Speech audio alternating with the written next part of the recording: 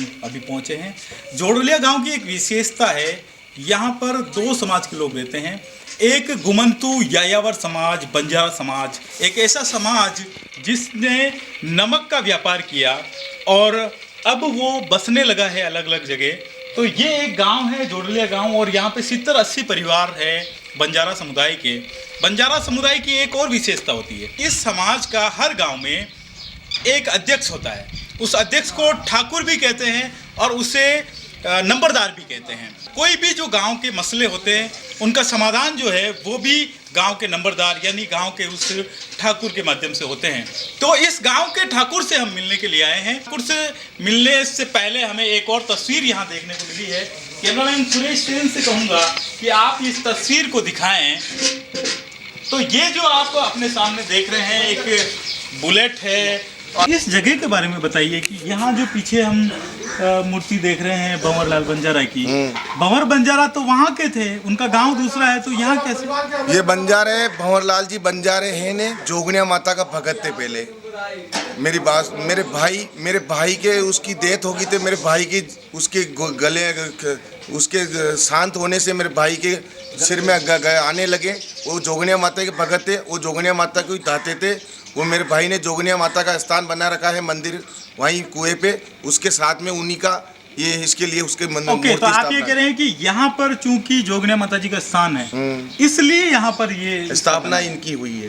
राजस्थान में हर गांव में देवी देवताओं के स्थान होते हैं, लोगों की आस्थाएं वहाँ पे जुड़ी होती है।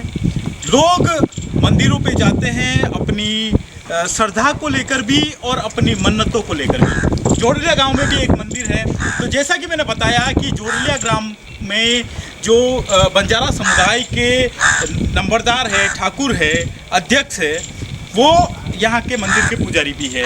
ये जोगनिया माता जी का मंदिर है और इस मंदिर पर न केवल आसपास के गांवों के लोग बल्कि राजस्थान के और जिलों और राजस्थान के अलावा भी दूसरे प्रदेशों से भी लोग यहाँ पर अपनी मन्नतों को लेकर आते हैं। तो आप ये देखेंगे कि मंदिर के पुजारियों, धर्म गुरुओं और संतों के जो मैसेज है वो भी पॉलिटिकल काफ़ी प्रभाव रखते हैं। कई जगहों पर देखा गया है कि संत, साधु या पुजारी या महंत वो जब किसी राजनीतिक व्यक्ति के बारे में उनको वोट देने के लिए अगर वो हल्का सा भी इशारा कर देते हैं तो उनका जो पूरा फॉलोअर्स है वो पूरा का पूरा उन राजनीतिक दलों की तरफ चला जाता है।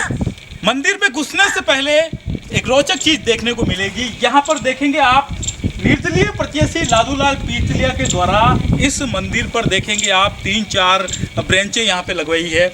उन्होंने हालांकि हर गांव में लगा रखी है, लेकिन इस मंदिर पर क्यों उन्होंने ये 3 भेंट की, ये थोड़ा सोचने का विषय है कि कहीं न कहीं पॉलिटिकल सोच वाले जो लोग हैं उनको भी लगता है कि मंदिरों पर महंतों के पास और पुजारियों के पास में भी वोट बैंक है और किस तरीके से इस वोट बैंक को अपनी ओर खींचा जाए। हालांकि निर्दलीय लादूलाल पीतलिया ने अपना नामांकन वापस ले लिया है, लेकिन आखिरकार संत जो है, महंत जो है और यहाँ पर जो आए हुए श्रद्धालु है वो क्या सोच रखते हैं और इस गांव की क्या मांगे हैं। क्योंकि गांव के लोग हमें इसी मंदिर पे लेके आए हैं तो हम यहाँ मंदिर पे ही बैठ के बात करेंगे। हमारे साथ है बंजारा समुदाय के जोड़लिया गांव के ठाकुर यानी उनके नंबरदार। आप बंजारा समाज सुधार समिति में भी पदाधिकारी है और समाज के विकास के लिए लगातार सोचते हैं और काम करते हैं। आपके गांव में आज़ादी के बाद से और ये गांव के बसने के बाद से आप देखें तो किन चीज़ों की कमियां हैं समाज में और गांव में? कई साल से गांव बसा लगा, मारवाड़ पहले रहते थे, नार खान जी का गुड़ा। बाद में यहाँ आया तो कई सालों से हम वोट भी ना के, देखो सभी को ना के वोट, न तो कोई पानी की व्यवस्था, न कोई सड़कों की व्यवस्था है, न कोई मांग, पहले कोई मांग भी की थी, लिखा पढ़ी भी दी थी, कई भी पंचायत में भी दी थी, और साहब कैलाश जी पंडा को भी दी थी, कई दी थी, भंवरलाल जी बासा को भी दी थी।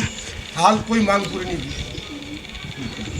तो क्या क्या अभी जरूरत आपको लगता है कि ये काम तो होना ही चाहिए? एक तो पानी की व्यवस्था, न तो है स्कूल में व्यवस्था है, न कोई गांव में व्यवस्था है, न ये टुकड़ा की व्यवस्था। कई सालों से भले ही चौधरी साहब भी जीत्या, कैलाश जी पंडा भी जीत्या, भंवरलाल जी बासा भी जीत्या, और मागे निमी चंद जी प्रधान साहब जड़ोलवाड़ा वो भी जीत्या, कन्हैयालाल जी बासा भी जीत्या, तो ही कई व्यवस्था नहीं हुई।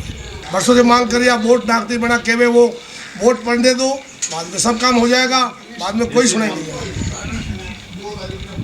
पानी के अलावा और भी हम गांव की बात करें तो क्या और समस्या है? नहीं तो कोई बीपीएल में है, नहीं कोई मकान यहाँ पास होता, हर गांव में पास होता मकान, पर यहाँ कोई मकान पास नहीं होता, नहीं कोई बीपीएल में है हम जी।